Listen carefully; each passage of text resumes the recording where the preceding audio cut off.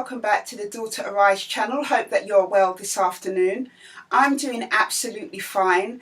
I've been busy preparing for tomorrow. As you know, for the last maybe 3-4 weeks, I have been talking to you about the Testimony to the Street event. It's finally here tomorrow.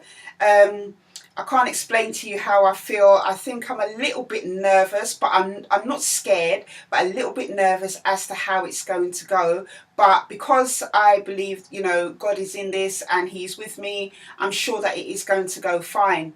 So first of all as well, I just want to say thank you so much to everybody who donated to this project. I was able to raise the £210 needed for everything to do with getting the stuff for this event.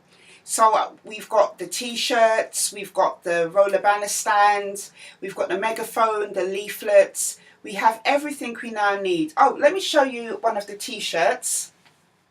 As you can see there, that's what it says, Daughter Arise, supporting the vulnerable in the community.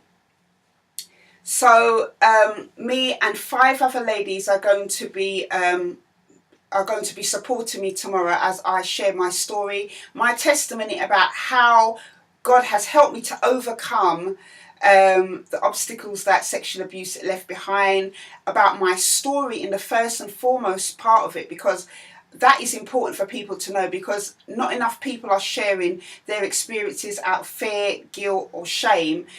So I'm sharing my story in hopes that other people will feel encouraged and find hope, but also as well showing them and telling them what has made the turnaround in my life. And as you already know, Jesus has made that possible for me to be able to turn around my life. And I'm going to be sharing all this on the streets of Brixton tomorrow. So this week has been a really up and down week. I mean, I've been sending emails and stuff to media and news outlets. I think a Brixton newspaper is coming down tomorrow to cover what we're doing, and we will be outside the Ritzy Cinema in Brixton from 11 AM to 1 PM. I will be doing some type of short video just showing you what I have been doing in the lead up to the event, and maybe some footage from the actual event as well to share with you in the next week or so, so you can get kind of a flavour of what went on when I shared my story. I've been able to get the megaphone. It's the first time I'm speaking through one of these things. When I've seen other people do not similar events, but sharing things on the street, they use a variety of different things, but I'm going to be using a megaphone. And here it is. Here it is here. I have tried to use it. It is loud in the house, I have to say that now. But I wonder how it's going to fare against the noisiness of Brixton traffic and everything else. The time that we are doing it is 11 AM, so hopefully it shouldn't be too busy. I know when I have gone to Brixton 2 PM in the afternoon, that is where it is really noisy and really busy. But whoever's meant to hear what I have to share will be there. Yeah, and I'm looking forward to it, and the ladies are looking forward to it. I've got ladies who are coming down from East London to support me, and the 6 of us together, knocking knees, will support and help each other. And yeah, we're all looking forward. We're really all up for it, and yeah, I'm looking forward to seeing what will happen tomorrow. So as I said, this week has been a bit of an up and down week. I mean, anytime it comes to doing things with Daughter Arise, creating, blogging, all the things I love to do, even if I have challenges, I mean, as I've shared, I think I've shared, no I haven't, there has been challenges in doing Daughter Arise and doing projects and stuff, but those challenges don't feel so negative. They can make you feel doubtful, but are not like a definite kind of negative experience.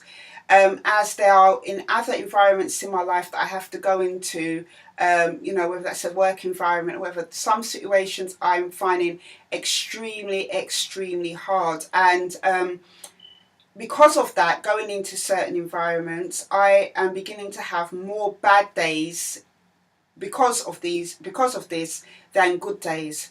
And sometimes I feel like, oh, it's a bit it seems to be a bit up and down and a bit unfair, because here I am doing the things I love to do within Daughter Arise, my books, and obviously I'm starting up a new company, and I'm enjoying doing everything to do with that. I'm learning knowledge, I'm gaining new skills and everything else. But in other areas where I don't have a choice at the moment but to be to be in them, the bad days and the challenges within those seem to be knocking me quite hard. So today I just wanted to do a quick video about how to deal with a bad day. I remember going through the things that I have been through in regards to recovery from sexual abuse and abuse in general, that I used to find it very, very hard to bounce back from a bad day. I don't know if you have found that yourself within your own experience. For me, bad days used to consist of not setting boundaries with people, getting myself into situations, i.e. like with maybe a boyfriend or whatever, where I might have ended up doing something that I regretted. And I used to beat myself up about these things, you know. If I had a flashback or a nightmare, those were really hard to deal with. And those bad days used to go on and on for a long time. They weren't even bad days. I would even say there were months, weeks and months of just a continuous bad kind of episode. But through therapy and, you know, hope in Christ and everything, that has helped me to be able to gain a new perspective on those bad days. So I was able to overcome them and deal with them more quicker, not let them fester and continue on and let it drag on for weeks and for days, weeks and months. In these new challenges that I'm having, I'm trying to adapt those same kind of principles, the same things that I've learned in these situations, because no doubt, you know, going into this environment, you know, out of the working week, you can bet for me there's going to be bad days, and it's extremely stressful. And what I tend to find sometimes, and I had an episode of this lately where I had such a bad day, such a stressful bad day, I reverted back to one of my old coping mechanisms, which was to shop. Now, I know the difference between just shopping for things that you need or something you might like or fancy, and the difference between emotionally shopping, where you're trying to kind of feel better about yourself or better about a situation or comfort yourself about a situation. And that is a situation, that is what the episode that I had lately where I'd done that. Now, I felt disappointed in myself because, you know, I've made so much progress. I've done so much work within myself to be able to overcome this. I mean, being an emotional shopper was something that I had adapted from a very, very young age. And it stemmed from the root of me feeling bad about myself. You know, I felt like I was dirty, I was spoiled goods from, you know, things that I went through in my childhood. So in order to compensate myself, I would emotionally shop and have nice things all the time. And it lasted for a long time, you know, a lot of years. And I've finally been able to turn a corner in that. So I was a bit disappointed when, because of allowing an environment to affect me and maybe certain scenarios to affect me, that I found myself reverting back to this habit. Now, I did it, and it's not something that I, you know, feel great about. But I think in everything, when you're having a bad day, it's important to recognise it for what it is, which is a bad day. You know, I could quite easily, because before, if this type of thing would happen, I would beat myself up about it for a long time, and it would completely ruin all the good work I have made in self-progression within myself, all the positive steps that I've taken, all the kind of self-improvement that I've done. It could quite easily have knocked that off track. But I've made a decision that, you know, I have to take it for what it is. It is a bad day. Now, I have other coping mechanisms that I adapted for a long time, for at least like the last 2 years, that have really helped me to to find another way of dealing with bad days. So for me, writing poetry, doing my blogs, creating stuff, whether that's workshops, my books, these things have all given me a positive, powerful outlet to deal with a bad day. And it has really been a journey for me to get to where I am today. But it is important that you realise that it is okay to have a bad day. One of the things I think that if you are a survivor of abuse that we struggle with is this self-condemnation. We're, telling ourselves that we're bad, when we make mistakes, not allowing ourselves to make mistakes, slip-ups and stuff. That is something that I have struggled with for a very, very long time. So self-condemnation for me is something that just automatically happens. And I have to, as soon as I realise that I am beating myself up about something too much, I have to stamp it out very, very quickly, because it then can become a very negative cycle. And it's important to understand that everybody has bad days. Nobody is perfect. For you, it might have been that you may have stopped drinking, and then something has happened. Somebody has said something to you, or maybe a memory has come back, or you've not done something as well as you thought that you could, and just subconsciously you've just reverted back to drinking. You might have had too many drinks. And it's something maybe that for a few months or so that you have done so well on, you've managed to handle situations without reverting back to drinking, and you've had a bad day, and this is what you've done. Take it for what it is. Just because you have done this thing today doesn't mean that you're going to do this thing tomorrow. It's important that we recognise and take those mistakes for what it is, and then be able to just look past them and continue to carry on. Refuse to settle in the negativity of your mistakes. And you know what as well I've learned? Sometimes you will continuously make the same mistakes for a long period. Sometimes it can be learned behaviours, things that maybe you've learned, coping techniques, and you might need help to be able to unlearn them. But everything takes time. So it's important that you don't beat yourself up too much. Learn from the experience. Think about that setback. What is it I can learn from that setback, and take forward to help me to not kind of make those same mistakes again? Think about those things. But it's important not to hammer yourself over the head and continuously beat yourself up about it. Say no to the shame and blame game. Some people are very quick to accuse you of certain things. You could have done better. Why didn't you do this? Why didn't you do that? And that all fills into the whole kind of self-condemnation. But say no to shame and blame.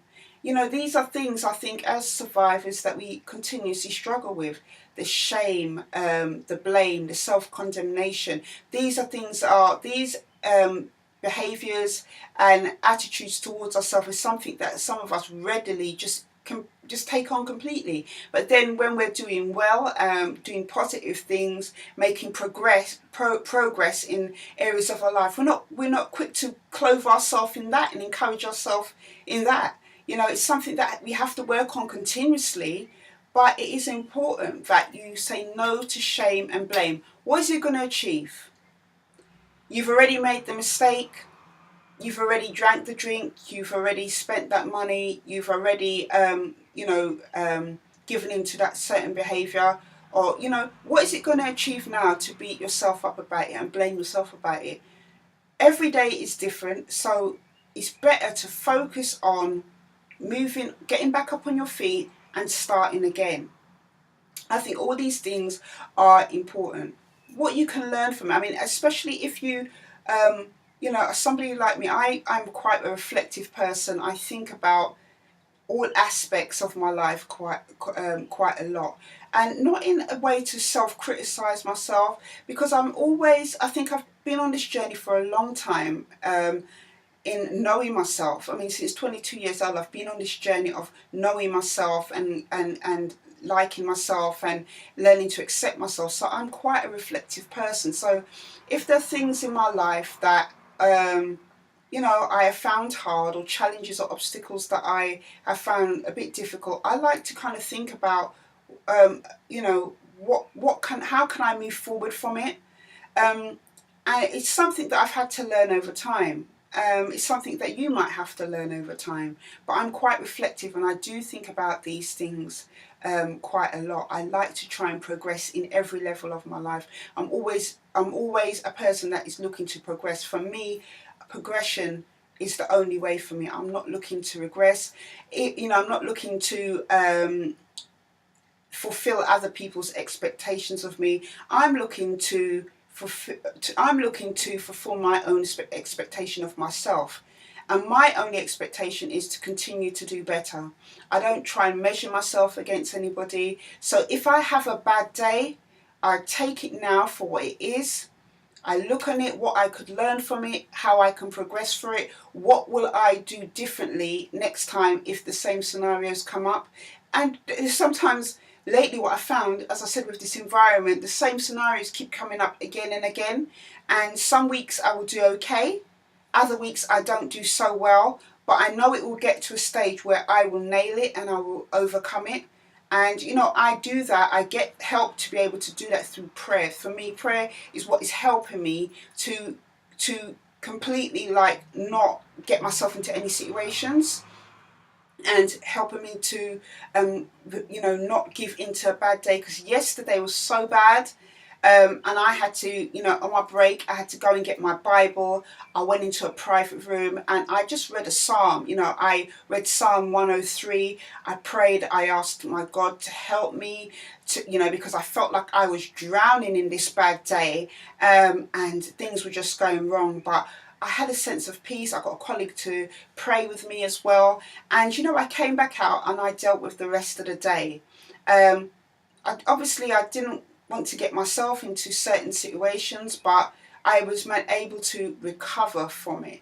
So it's important, to have that time of reflection and, get help, things to help you to be able to recover from that bad day. And, speaking of recovery from a bad day, what is it that helps you to move back into a place of positivity? As I said, for me, writing and blogging, automatically, as soon as I put on my Mac and I start writing, or my notebooks, I'm absolutely, when it comes to notebooks, I absolutely have so many of them. I'm a collector of fountain pens, notebooks, creative resources. I absolutely love it. So as soon as I'm writing in my notebooks, creating, I'm always being filled with ideas, by the Holy Spirit, and I love to write them down, immediately. For me, picking up a pen and writing in my notebook immediately sets me back on balance against a bad day. What is it for you that helps you? What's that automatic thing for you that helps you to move back into that zone when you're dealing with a bad day? Maybe it might be exercise. Maybe it might be going for a walk. Maybe it might be focusing on something. What is it that helps your focus to get off the bad day and back onto something positive? Find that thing. And if you have that thing, if you have a bad day, no matter how bad it is, try and focus on it. Refocus your mind on it. It may take time. You may kind of be, mulling over the bad day and in a way that is not productive. But like me, maybe find your thing that automatically just balances your mind right back to a journey of progression and positivity. That is one of the things I think that you should do. Also, as well, for me, prayer is key in helping me to deal with a bad day. Isaiah 26:3, when I was praying the other day, I felt that God gave me that scripture about, it says about He keeps those in perfect peace whose mind is steadfast on Him because they trust Him. So when things feel like they're going all kind of getting bent out of shape around me, these bad days are becoming one too many, I'm trying to really focus my mind on God and focus my mind on His word, because for me, that is the foundation. That is the rock in which everything else to do with Yvonne is based on. That is my rock, and you know, it helps me to just center back on what is important. You know, that is what helps me. Some people might find other things to help them, but prayer, it gives me peace. It gives me a sense of hope as well. You know, hope and peace is what it definitely gives me, to know that bad days don't last forever. You know, and to take it as it is. You dust yourself, you dust yourself off, you pick yourself up, and you try again. You know, and that's what you have to continue to do. You may have to do it several different times. So it's important that we remember all these things. You know, we mustn't blame ourselves, shame and blame ourselves for having bad days. You know, because it doesn't help. Self-condemnation doesn't help.